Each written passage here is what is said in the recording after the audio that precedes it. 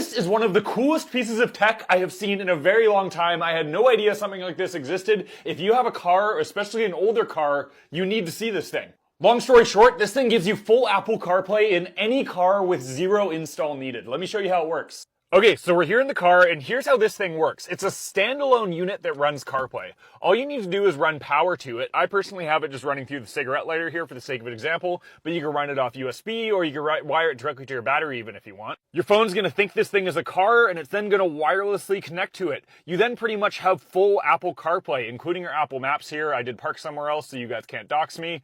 And then also all the apps that you'd originally expect from Apple CarPlay. It's a totally seamless experience with a touchscreen. Now, here's the really cool part and why this works so well on all cars, especially older cars. What you could do here is go into the settings and go to audio output, and there are 3 different ways that you could hook this thing up to your car audio. You could either have it playing out of this thing's speakers internally, which you don't want. You could use Bluetooth to your car's setup if your car has that. You could use aux.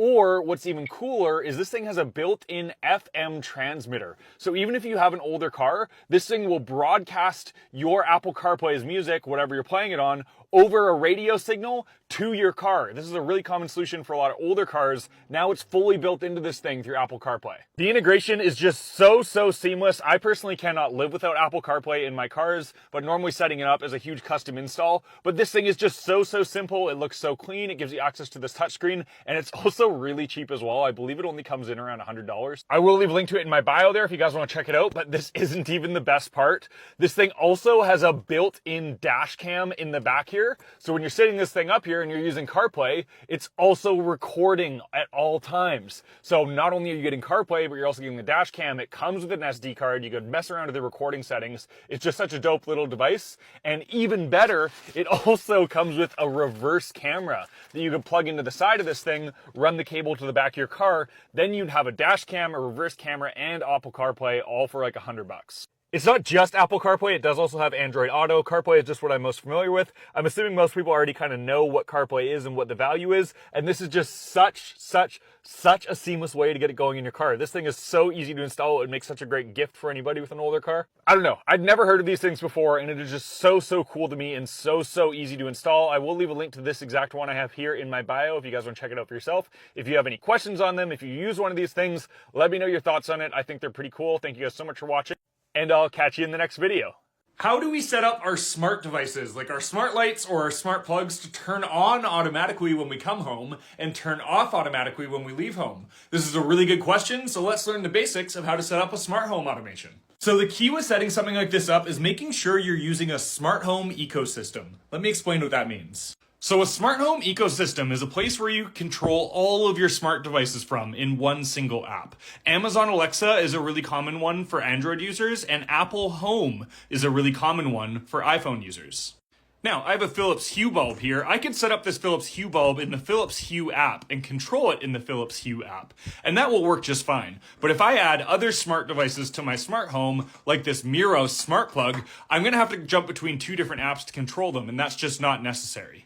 So what we do is, instead of setting these devices up in their company's specific app, we download either Apple HomeKit or Amazon Alexa and set them up through that interface. You'll see here, if I go through Apple HomeKit, I control all of my different smart home devices from one place.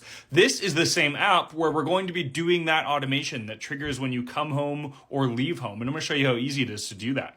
So in the Apple Home app, we're going to click Automation, and in Amazon Alexa, you're going to go to something called Routines, and the screens will look very similar from there. So we're going to go to Automation, click the plus at the top here, click Add Automation.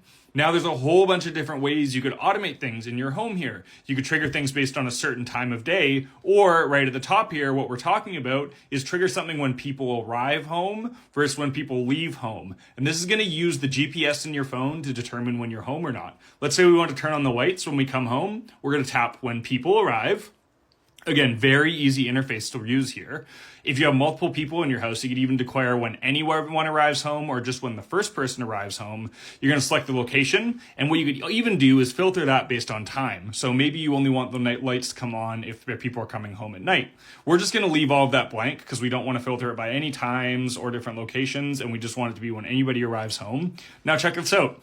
All of our smart devices that we have added in the Apple Home app are here. So maybe I want to turn on my bedroom lights, I want to turn on my vanity lights in my bathroom. I want to turn on my living room lights. I can just select all the lights I want.